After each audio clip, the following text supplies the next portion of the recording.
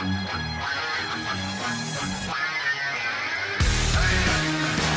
من علي، تصويبة يا رب.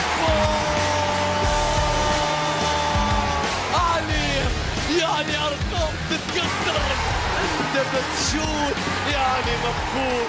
إماراتي وراسي في السما مرفوع، إماراتي واسمي بالفخر مطبوع.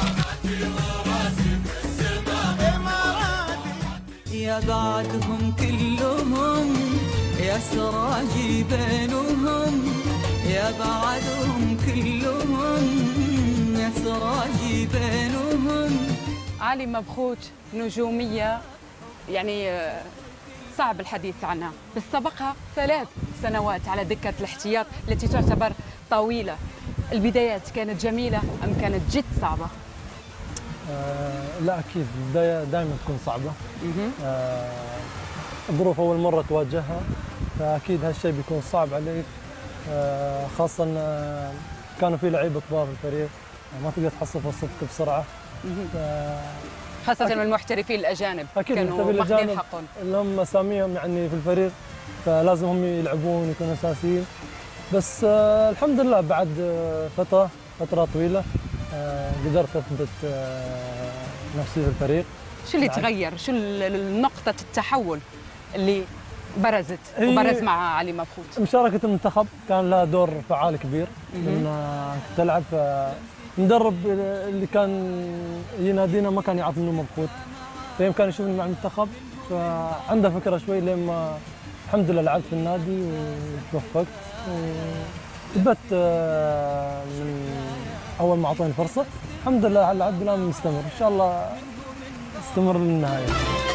على البال كل التفاصيل، على البال واحلى التفاصيل، على البال والحل والترحال والنار والهيل والقمرة اللي نورت ليل ورا ليل. علي مبخوت من الأسماء أو من المهاجمين اللي بيتعرضوا كثير للخشونة.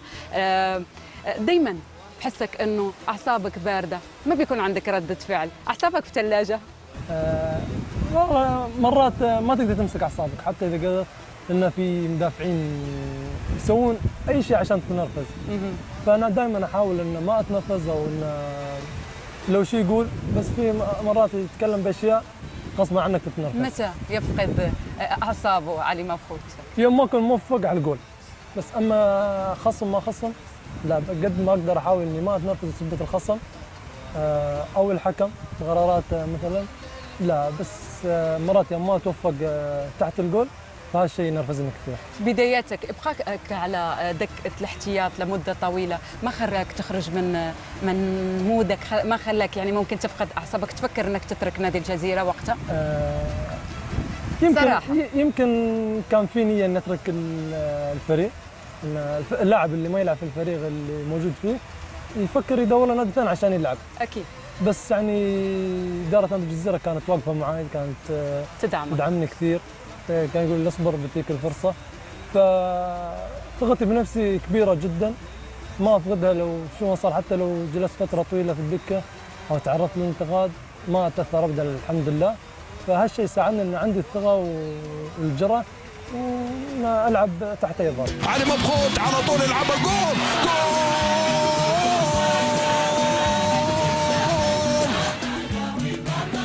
هداف آسيا، صاحب أسرع هدف 14 ثانية، هداف الدوري، 60 هدف حتى الآن مع الجزيرة.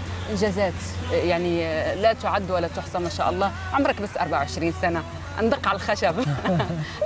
سر وراء هذا النجاح؟ طبعا أول شيء الفضل لله سبحانه وتعالى، هذا فضل ربي. ثم طبعا الوالدين، دعاء الوالدين الحمد لله، دائما حرصهم على تشجيعي. دائما لما كنت ارجع البيت في فترات سيئه كانت الوالده تجلس معي تقول لي ما عليه ان شاء الله بير خير والجاي احسن ان شاء الله. فهم الوالدين هم اللي هم دور كبير علي، وفي اشخاص ثانيين مساعديني. فتره كانت صعبه علي، كانوا دائما ما فقدوا الثقه فيني، ينصحوني دائما، فهالشيء عزز من ثقتي وزاد من قوتي. فالحمد لله اكيد يعني ما في شيء يجي بسهوله، اكيد بعد جهد كبير وتعب الحمد لله حصلت على هالاشياء واطمح المزيد. انا شو الشيء اللي يطمح له علي مبخوت بعد كل هذه الانجازات؟ اطمح صراحه تحقيق بطولات مع الفريق. انا ابتعدت كثير على البطولات يعني اكثر من سنتين ما حققنا اي بطوله. وصلنا النهائي مرتين بس خسرنا. البطوله الوحيده اللي ما حصلت عليها الحين بطوله السوبر. صح. السوبر فان شاء الله نرجع للبطولات.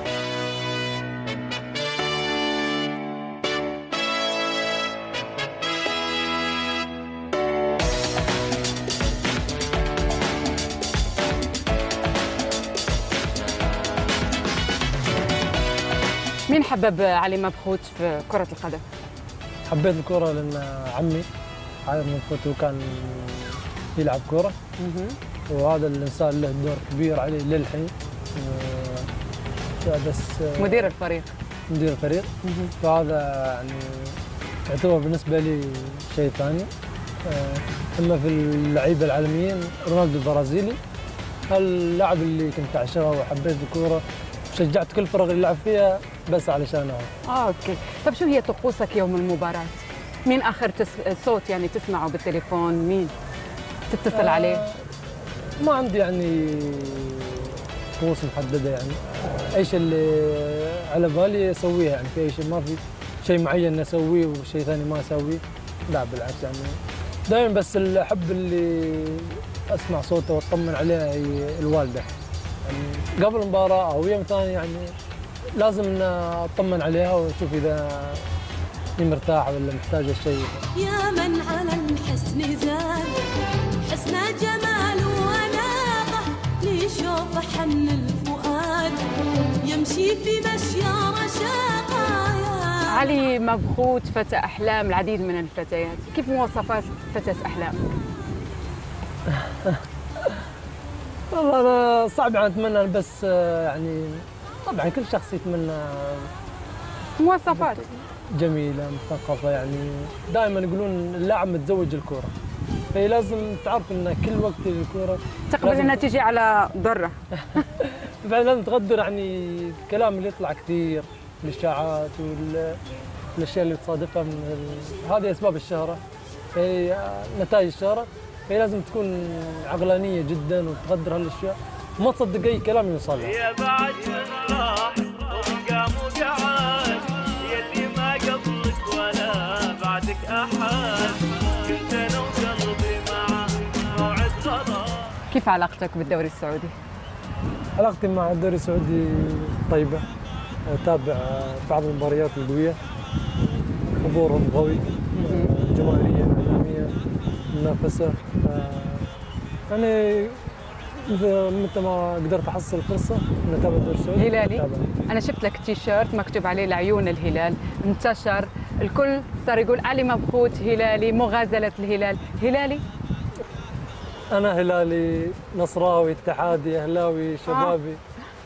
أنا ما أشجع أي نادي في السعودية، مثل ما قلت أنا أحب أتابعهم بس ما عندي نادي معين. طيب شو القصة؟ شو قصة التيشيرت الهلال؟ اي قصة الصورة كنا بمحل رياضة. اوكي. كان معي واحد من الأصدقاء، هذا كان هلالي متعصب. اوكي. فهي عبارة عن مزحة يعني دعابة، كنا حبيت أسويها معاه بس نمسك، بس ما توقعت انها تنتشر الصورة فتسوي البلبلة. ارتبط كثير اسم علي مبخوت بنادي الاتحاد، شو طبيعة هالعلاقة؟ هي علاقة حب وتقدير واحترام بيني وبين جمهور الاتحاد. اللي ربط هالشيء بيني وبين الجمهور اسمي عند مرتبط بنادي الاتحاد، في إمكانية ضم علي مبخوت النادي، فهاللي في محبة، في محبة واحترام. أعز غدا نادي الاتحاد، هذا جمهور الاتحاد، فلهم محبة خاصة بالنسبة لي. ممكن نشوف اسم علي مبخوت، علي مبخوت كله في الدوري السعودي؟ والله الله يعلم بالغيب، بس إن شاء الله إذا كان في خير لي ما في معنى، راح أنتقل بس إن شاء الله إذا الله راد. هدفك أمام اليابان يوم وفاة الملك الله يرحمه الملك عبد الله، اعطاك مش بس محبه السعوديين، محبه العالم العربي ككل. شو اللي حصل؟ شو كان شعورك وقتها؟ وصلنا الخبر تقريبا يوم المباراه. اول ما قمت من النوم خبر عن مثل ما تقول مفجع ومحزن، ترحل تفقد شخص بقيمه الملك عبد العزيز الله يرحمه. فهذا يعني اثر فينا واثر في اخواني اللاعبين قبل المباراه.